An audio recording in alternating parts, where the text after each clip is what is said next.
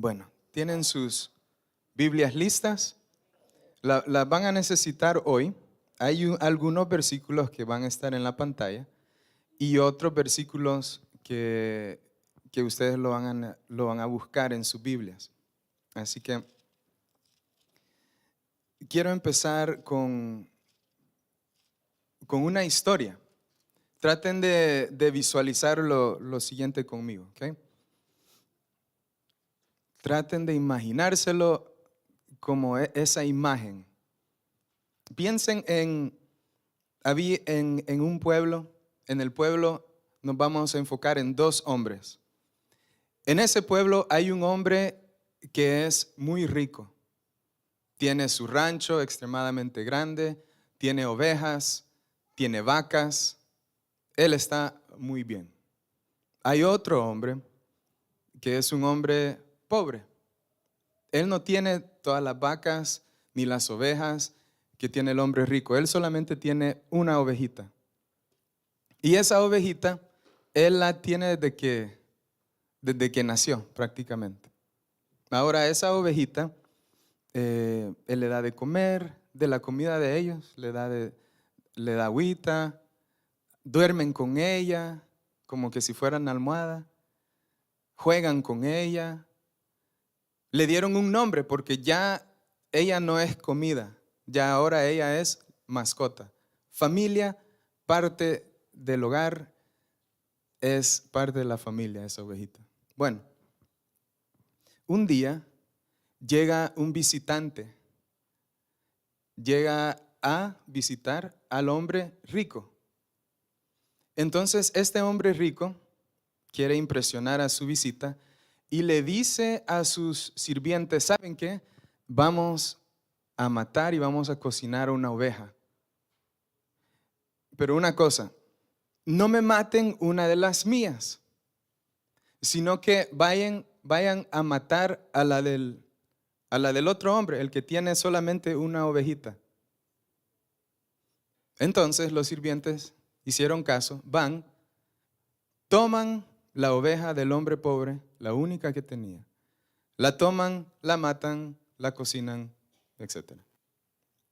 Ahora, esa es una historia de injusticia. Es una historia que pensemos, si yo soy el hombre pobre o mi papá es el hombre pobre o mi tío, ¿se imagina el enojo que existiría en su corazón? ¿Se imagina cómo usted se sentiría al ver esa injusticia en contra de un familiar suyo o de usted mismo? Pues lo mismo pensó el rey David cuando Natán le fue a contar esta historia. Natán fue donde el rey David y le contó exactamente lo que yo les acabo de contar a ustedes.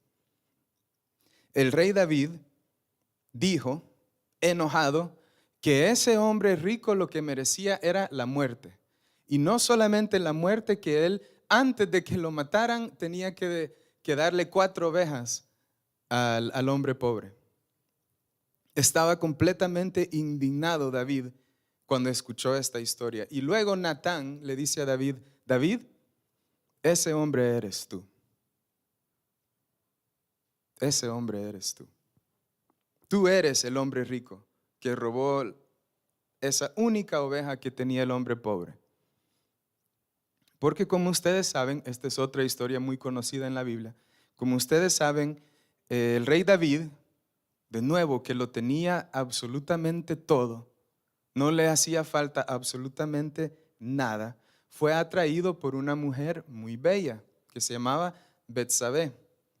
Cuando el rey David vio a esta mujer, dijo, wow, esta mujer es para mí. Y empezó a averiguar quién era la mujer. Se dio cuenta que la mujer era esposa de uno de sus soldados, Urías. Pero no le importó. Él le dijo de igual manera a sus sirvientes, ¿saben qué? Tráiganme a esa mujer. Yo la quiero. Se acostó con ella, la dejó embarazada. Entonces, ¿qué hizo David? David hizo un plan para cubrir lo que él había hecho. Digamos, el plan A. Lo malo que el plan A no le funcionó. Entonces, tuvo que inventarse un plan B. El plan B sí le funcionó. Lo que él hizo fue que mandó a Urías, que era soldado, básicamente, se lo voy a resumir, lo manda como al frente. Y le dice a los demás, ¿saben qué? Me van a dejar a Urías solito. Y así, ¡pum!, lo matan fácilmente. Y así fue. Ya muerto Urías, ¿qué hace David? Toma a Betsabé como su esposa. Y, como les contaba antes, Natán llega donde David a confrontarlo por lo que él había hecho. Cuando lo confronta, le dice, ¿sabes qué, David? Dios no está contento con lo que tú hiciste, y de ahora en adelante en tu casa va a haber violencia, va a haber tragedia. Ese bebé que Betsabé está esperando tuyo va a morir. Y todo lo que le dijo Natán fue cierto. Así fue. Entonces ahora y en esta tarde nos encontramos en Salmo 51. Ahí vamos a pasar el tiempo hoy. Este es un salmo que los comentaristas dicen que fue escrito entre 9 meses a 1 año después de que Natán confrontara a David. 9 meses a 1 año después. David estaba en lo máximo de su reinado. Todo el mundo lo quería a David. Era un hombre en sus 40, joven, extremadamente joven. Y escribió este salmo, un salmo de tragedia, un salmo de dolor. Es un poema clásico de la Biblia donde es conocido como uno de los pasajes más emblemáticos de arrepentimiento en el Antiguo Testamento. Como les digo, está lleno de emoción, está lleno de dolor, pero está lleno de esperanza también. Entonces, leamos de nuevo, porque quiero que nos enfoquemos en estas palabras. Leamos de nuevo el Salmo 51. Dice, ten piedad de mí, oh Dios, conforme a tu misericordia, conforme a la multitud de tus piedades, borra mis rebeliones, lávame más y más de mi maldad y límpiame de mi pecado, porque yo reconozco mis rebeliones y mi pecado está siempre delante de mí. Contra ti solo he pecado y he hecho lo malo delante de tus ojos, para que seas reconocido justo en tu palabra y tenido por puro en tu juicio. He aquí en maldad he sido formado y en pecado me concibió mi madre. He aquí, tú amas la verdad en lo íntimo y en lo secreto me has hecho comprender sabiduría. Purifícame con hisopo y seré limpio. Lávame y seré más blanco que la nieve. Hazme oír gozo y alegría y se recrearán los huesos que has abatido. Esconde tu rostro de mis pecados y borra todas mis maldades. Crea en mí, oh Dios, un corazón limpio y renueva un espíritu recto dentro de mí. No me eches de delante de ti y no quites de mí tu Santo Espíritu. Vuélveme el gozo de tu salvación y espíritu noble me sustente. Entonces enseñaré a los transgresores tus caminos y los pecadores se convertirán a ti. Líbrame de homicidios, oh Dios, Dios de mi salvación. Cantará mi lengua tu justicia. Señor, abre mis labios y publicará mi boca tu alabanza, porque no quieres sacrificio, que yo te lo daría. No quieres holocausto. Los sacrificios de Dios son el espíritu quebrantado, al corazón contrito y humillado no despreciarás tú, oh Dios. Amén. En esta tarde y la próxima semana, en estas 2 semanas, me gustaría hablar de lo desafortunado que es cuando nosotros como hijos de Dios no vivimos la vida cristiana que deberíamos de estar viviendo. No vivimos una vida cristiana en su plenitud. Y más allá de eso, quisiera que tomáramos un tiempo para hablar de pasos que podemos tomar hacia una vida cristiana que honre a Dios. Un paso hacia ese tipo de vida cristiana es tener un corazón, como dice el versículo 17, contrito y humillado. Contrito y humillado. ¿Y qué exactamente significa tener un corazón contrito y humillado? Bueno, cuando hablamos de contrición estamos hablando de estar quebrantado. Estamos hablando de tener un corazón hecho pedazos. En inglés se utiliza la palabra broken. Entonces le da la imagen. Estar contrito es sentir ese dolor por la gravedad de nuestro pecado, en contraste a la santidad de nuestro Dios. En palabras resumidas, estar contrito es estar arrepentido. Ahora, cuando vemos la humildad es algo que conocemos un poquito más, ¿verdad? La humildad es mantenernos bajo. No estar por las nubes, sino que mantenernos bajo. La humildad es ceder nuestra arrogancia, que nos viene muy fácil a veces, pero ceder esta arrogancia. La humildad es reconocer la grandeza, lo grande que es Dios. Y cuando nosotros reconocemos lo grande que es Dios, no nos queda más que pedirle a Dios que Él nos ayude a menguar, a bajar, a ser menos, para que Él crezca en nuestras vidas, como dijo Juan el Bautista. Eso es estar contrito, estar humillado. David estaba en un momento muy difícil de su vida. David estaba en un momento tan difícil de su vida, en este momento de quebrantamiento, en este momento de un corazón contrito. Él está completamente humillado, pero era un momento necesario en su vida. Él necesitaba este momento para salir del valle en el que él se encontraba y de esa manera volver a crecer. La verdad es que a nadie le gusta sentirse quebrantado, a nadie le gusta ser humillado. Creo que eso, ¿quién puede decir, oh, me gusta sentirme quebrantado, me gusta que me humille? Pero cuando nosotros, dentro de poco vamos a ver otra descripción, vamos a ver cómo ser contrito, cómo ser humillados ante Dios es muy diferente. Pero cuando podemos combinar un corazón contrito, un corazón quebrantado con la humildad, en ese momento Dios toma nuestra vida, la transforma y nos puede usar de una forma muy, muy especial, muy diferente. En este salmo que estamos viendo hoy, podemos ver una confesión y un arrepentimiento verdadero. Confesión y arrepentimiento verdadero de parte de David. Ahora, cuando vemos esto, cuando hablamos de una verdadera confesión, en la confesión de David hay 3 partes.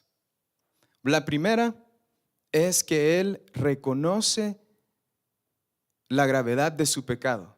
Él sabe que lo que hizo estuvo malo y sabe que fue grave. Lo segundo es que David reconoce lo grande que es Dios. Y como consecuencia, al ver lo grande que es Dios, ahora él tiene una mejor imagen de lo que él verdaderamente es. En comparación a Dios, él puede ver lo débil que realmente es. Veamos primero cómo él reconoce la gravedad de su pecado. Y eso se encuentra en los versículos 3 y 4. Ahí está un poquito pequeño, pero si ustedes lo ven en su Biblia, el versículo 3 y 4 dice: porque yo reconozco mis rebeliones y mi pecado está siempre delante de mí. Contra ti solo he pecado y he hecho lo malo delante de tus ojos. Muchas veces nosotros no estamos viviendo la vida cristiana que deberíamos vivir porque no nos damos cuenta. O mejor dicho, ya no nos impacta el pecado que nosotros cometemos, ya no nos afecta. Entonces, por consecuencia, es como que si no existiera. Quizás como nosotros no cometemos, entre comillas, esos pecados escandalosos que se ven en la televisión, entonces sentimos que estamos relativamente bien. Nos sentimos confiados, nos sentimos confortables, nos sentimos tranquilos. Pero esa tranquilidad ante el pecado se vuelve un asesino silencioso en nuestras vidas. Porque esa tranquilidad ante nuestro pecado lo que hace es que poco a poco nos vamos endurando, poco a poco perdemos la sensibilidad, porque en comparación al mundo no estamos mal. Y ese es uno de nuestros grandes problemas como cristianos, la comparación al mundo. Porque entonces nosotros pensamos, es que ellos son los malos, ellos están de esta manera. Pero perdemos de vista lo que nosotros somos, nuestro propio pecado. En la iglesia cristiana de hoy en día, no estoy hablando de esta iglesia en particular, pero en términos generales, en la iglesia cristiana de hoy en día no se habla del pecado mucho, porque la gente no quiere escuchar del pecado. Porque a la vez decimos, la gente sabe que peca. Yo sé que yo peco, entonces ¿para qué vamos a hablar del pecado si todos sabemos que pecamos? Mejor dejemos ese tema quieto, así como está, no lo hablemos. Pero la verdad es que vivimos nosotros como que si en realidad no pecamos. Pensamos que los de afuera, como les decía antes, son los que pecan. Y cuando finalmente reconocemos nuestro pecado, si alguna vez lo hacemos, ¿qué pasa? Tenemos excusas. Es que yo hice eso porque si ustedes conocieran a la esposa que yo tengo, la mía está ahí abajo, así que yo puedo decir eso. Está dando clase, pero decimos, es que si usted supiera cómo me han tratado, tú hubieras reaccionado de la misma manera. O yo pequé, pero es porque el trasfondo mío. Yo pequé, pero es porque me trataron de esta manera y yo no estoy minimizando. Por favor, quiero que entendamos eso. No estoy minimizando las experiencias que cada uno tenga, porque yo no las conozco. Pero lo que sí estoy diciendo es que ante nuestro pecado no podemos arrepentirnos con una larga lista de excusas por nuestro pecado. Y aquí lo vemos en los versículos, cómo David reconoce su pecado. Él sabe que ha pecado contra Dios y reconoce que cualquier castigo que Dios le dé está completamente justificado y que Él se lo merece. Él mismo lo dice. Saben, hay un versículo, y no me quiero desviar mucho, pero el versículo 3 al final dice, y mi pecado está siempre delante de mí. Siempre delante de mí. Eso significa que David recordaba a cada rato lo que él había hecho. Y con justa razón había hecho algo tremendamente malo. Este salmo, como les decía antes, lo escribió David, digamos que un año después de haber hecho lo que él hizo. Y él dice en este salmo, el pecado que yo cometí, lo que yo hice, está siempre delante de mí. Yo me pregunto, ¿cuántos de nosotros hay aquí? Que quizás hicimos algo, pensamos algo, dijimos algo y nosotros sentimos que eso siempre está ahí. No nos deja en paz. No estamos tranquilos, no vivimos gozosos porque siempre está ahí. Esa es una tristeza muy real en la vida de muchos y tenemos que dejar eso atrás. Tenemos que pasar de ahí. Entonces, veía esta semana algo que dijo el pastor John Piper. Y John Piper explicaba, y él dice, algunos dicen que Dios ya nos perdonó. entonces, ¿para qué le voy a volver a pedir que me perdone? Si Dios ya me perdonó, ¿para qué necesito pedirle que me limpie de nuevo? Y respondía este pastor, él dijo, la cruz no es la razón por la cual nosotros dejamos de pedir perdón. La cruz y el sacrificio de Jesús son las razones por la cual podemos estar confiados que cuando yo pida perdón a Dios, la respuesta va a ser sí, hijo, te perdono. Esa es la gran diferencia. Tenemos que seguir pidiendo perdón. Tenemos que seguir sintiéndonos no confortables cuando nuestro pecado nos confronta. En la siguiente parte del capítulo, David lo que hace es que él empieza ahora a reconocer la grandeza de Dios. Reconoce la gravedad de su pecado y ahora pasa y empieza a reconocer la grandeza de Dios. Y como consecuencia de tener una mejor visión de quién es Dios, ahora él entiende mejor quién es David. Leamos en su Biblia, búsquelo por favor, el versículos 7 al 12. 7 al 12 dice, purifícame con hisopo y seré limpio. Lávame y seré más blanco que la nieve. Hazme oír gozo y alegría y se recrearán los huesos que has abatido. Esconde tu rostro de mis pecados y borra todas mis maldades. Crea en mí, oh Dios, un corazón limpio y renueva un espíritu recto dentro de mí. No me eches de delante de ti y no quites de mí tu Santo Espíritu. Vuélveme el gozo de tu salvación y espíritu noble me sustente.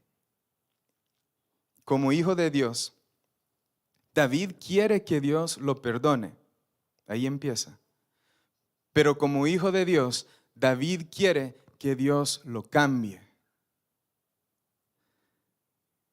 Y esto es bien importante. ¿Por qué? Porque un verdadero hijo de Dios no solo quiere perdón, sino que quiere cambio, quiere ser diferente, quiere ser renovado.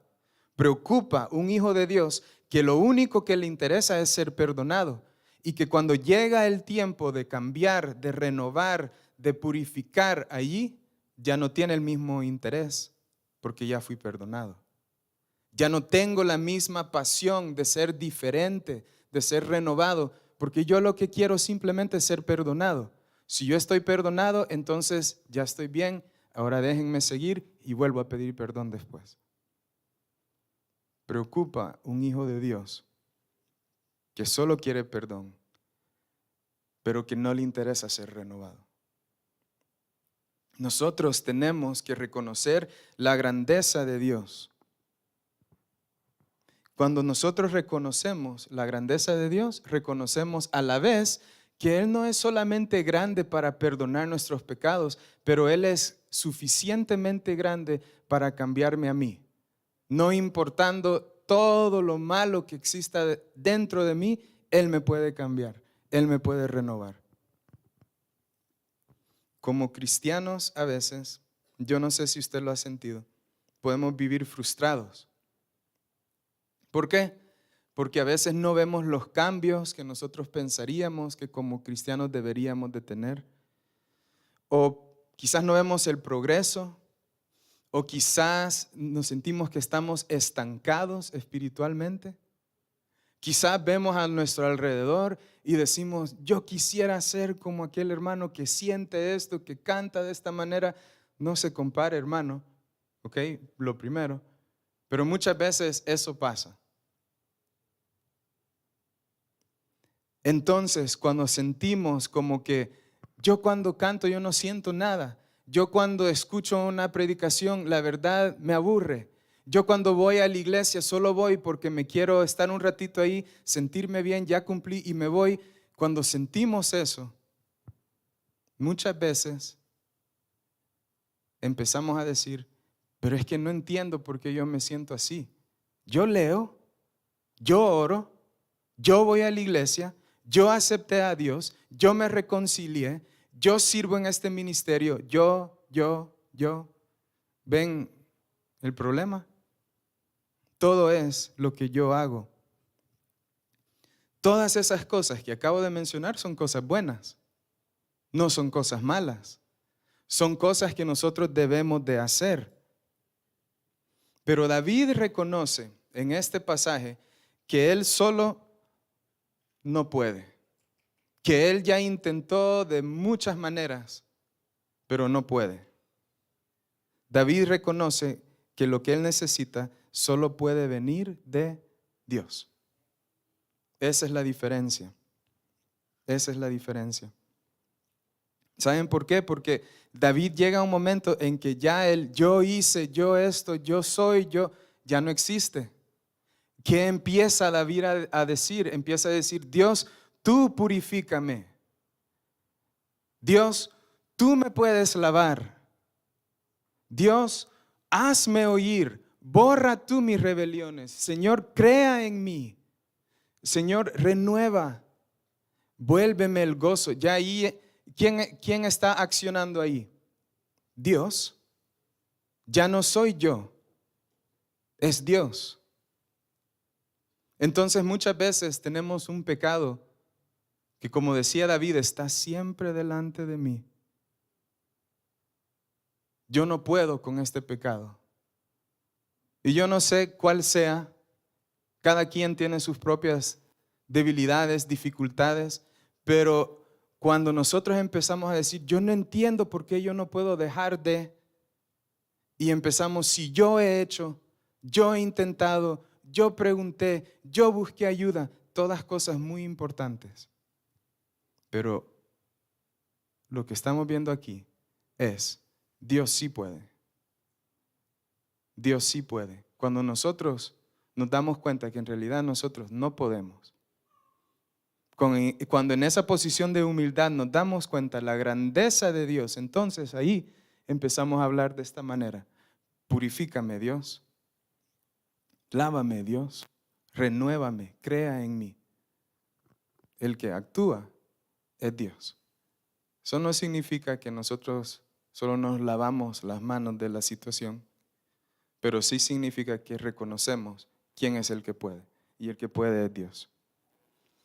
Llega el momento en que David a su quebranto le agrega humildad. Esto es Dios obrando en el corazón de David, y David a su quebranto le agrega humildad.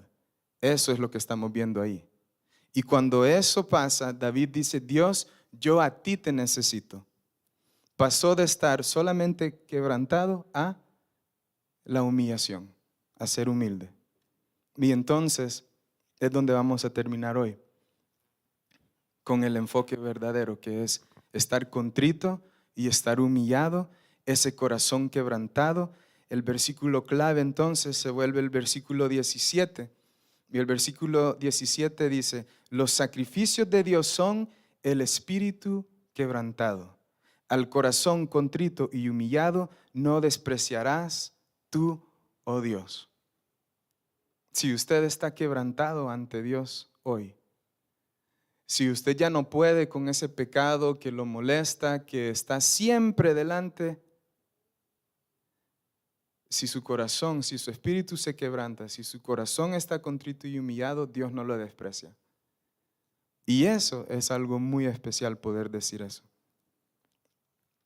Ahora, cuando vemos esto de estar contritos y humillados, el quebranto tiene que estar ahí. Muchas veces, cuando pensamos del quebranto, como decía antes, a nadie le gusta el quebranto. Ninguno de nosotros queremos pasar por ese momento. Pero es un estado que es apropiado en relación a nuestro pecado. Pero no es un estado de siempre sentirnos mal. No es un estado de siempre sentirnos tristes. No se trata de eso. No es un estado permanente de culpabilidad. No se trata de eso.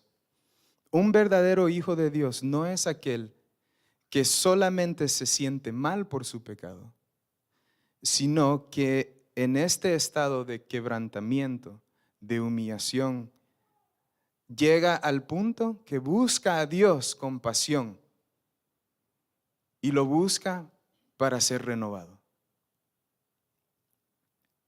No pensemos también, hermanos, que estar contrito y humillados es una vez en la vida.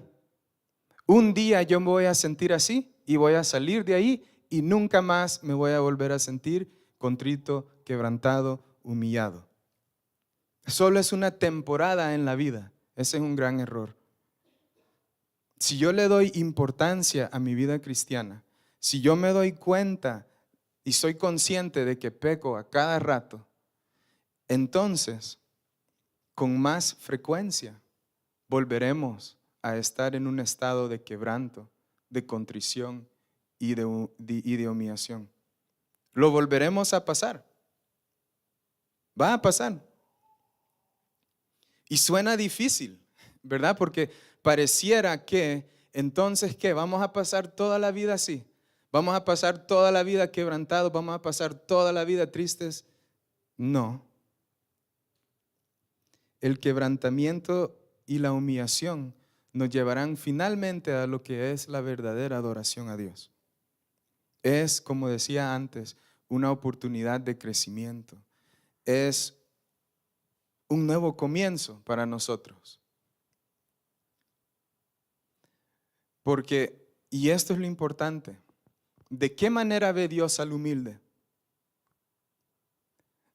Bueno, estos dos versículos nos dicen un poquito acerca de eso y se los voy a leer.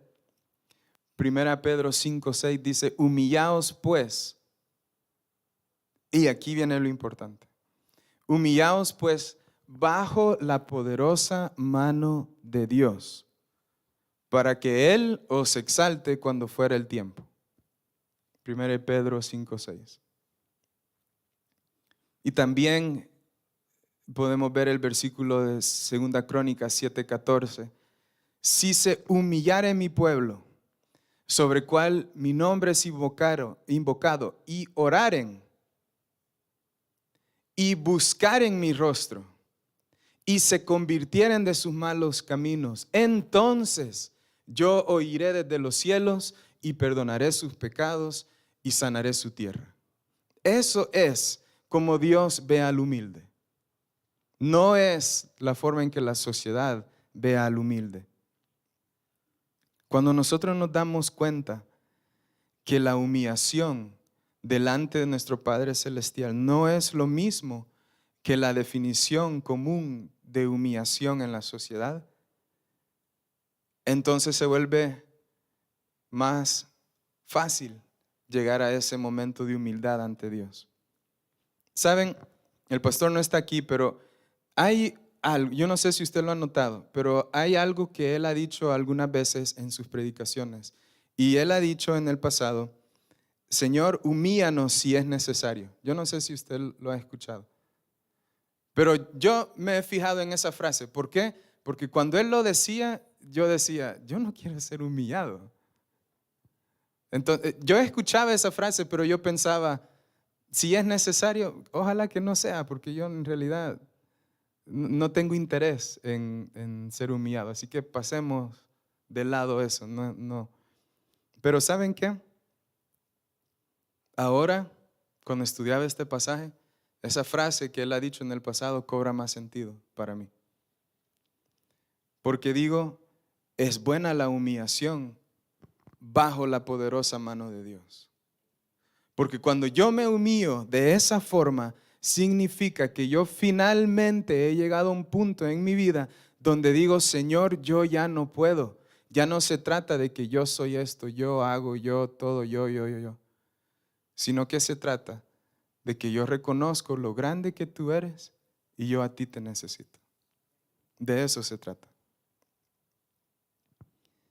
Es difícil orar de esa manera. Humíllanos, Señor, si es necesario, pero es importante el hacerlo. Al ver mi pecado debe quebrantarme. Al ver mi pecado yo debo de pensar en lo santo que Él es, lo santo que es Dios.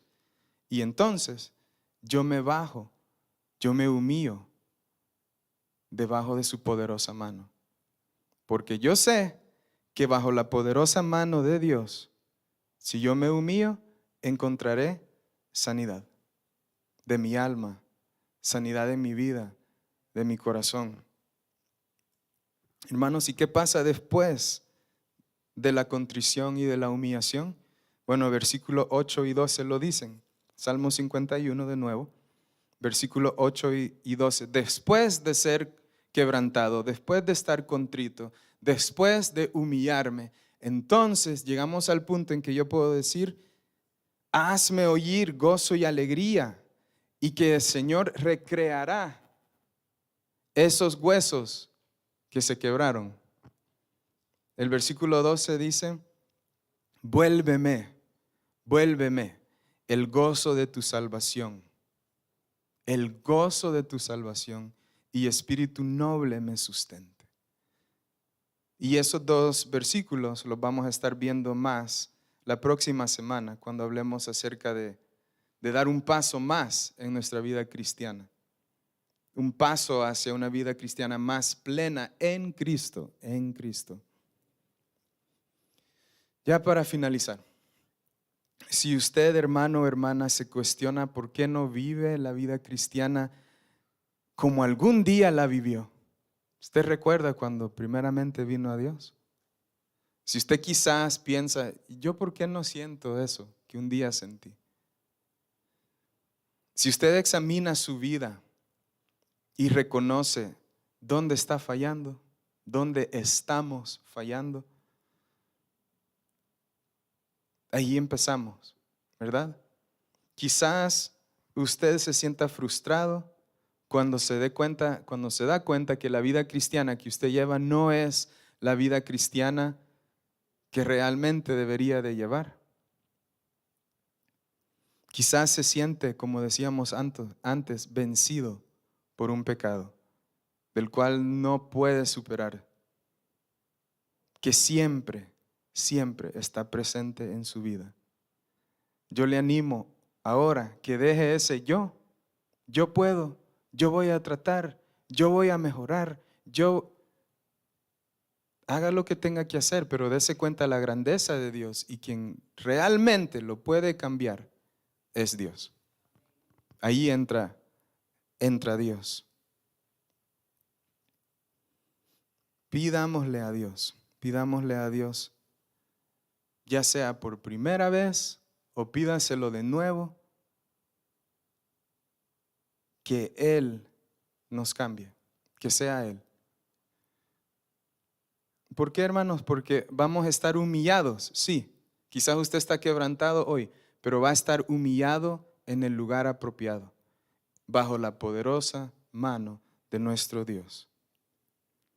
Pídale a Dios hoy, Señor, purifícame, lávame, límpiame, vuélveme ese gozo.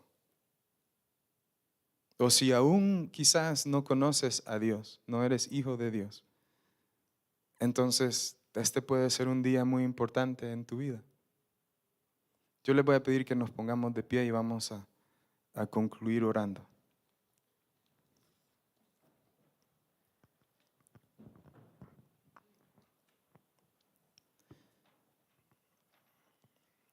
Padre Celestial, en este día te agradecemos porque hemos podido abrir tu palabra. Y gracias, Padre, porque tu palabra es muy clara. Gracias, Padre, porque tu palabra es tan perfecta que nos da unos mensajes, Señor, que a veces, Señor, leemos un pasaje y después lo volvemos a leer, Padre Celestial, pero tú nos hablas de una manera distinta y nos enseñas cosas, Señor, que deben cambiar en nuestra vida. Mi oración, Padre, empezando por mi persona, Señor, es que tú nos cambies, Padre Celestial, que tú nos ayudes, renuévanos, Señor, límpianos. Padre Celestial, ayúdanos a darnos cuenta que nosotros solos no podemos. Ayúdanos, Señor, a ver nuestro pecado por lo que es, algo que nos separa de ti. Ayúdanos, Señor, a ver la necesidad que tenemos de llegar a un estado de quebrantamiento, de estar contritos. Gracias, Padre, porque humillarnos ante ti, estar bajo tu mano, no es algo vergonzoso, sino que es algo, Señor, que nos ayuda a vivir una vida como la que tú quieres que nosotros vivamos, la que tú has diseñado para nosotros. Así que, Señor, en este momento, yo te pido, Señor, que hables a los corazones de nuestros hermanos y amigos. Y Padre Celestial, si hay alguien que necesita conocerte en este día, Señor, que ellos puedan acercarse a ti y aceptarte a ti en sus corazones. Y si hay alguien, Señor, que en este momento necesita volver a ti, pedirte a ti, Señor, que borres sus rebeliones, empezar de nuevo, que este sea el día en que te busque, Padre. Señor, para finalizar, yo te agradezco el hecho de que podamos ver a nuestra hermana Ana aquí y a Lucas. Yo te doy gracias, Señor, porque tú has guardado sus vidas. Gracias, Señor, porque tú los conoces, Señor, y los proteges, y porque ellos, Señor, están bajo tu mano también. Te pido por Steven también, Padre. Te pido, Señor, por la demás familia en British Columbia. Padre Celestial, fortalece sus vidas. Señor, sé tú con ellos de una forma especial en este momento, Padre, para que ellos te puedan ver a ti, confiar en ti, Señor. Y te doy gracias, Señor, porque cuando venimos ante ti, lo hacemos con confianza, porque sabemos, Señor, que tú nos amas, que tú quieres lo mejor para tus hijos, Señor. Te doy gracias, Señor, por este tiempo que tú nos has dado y te pido tu bendición en esta semana que comienza. En el nombre de Jesús oramos. Amén. Hermanos, que el Señor les bendiga. Nos volvemos a ver.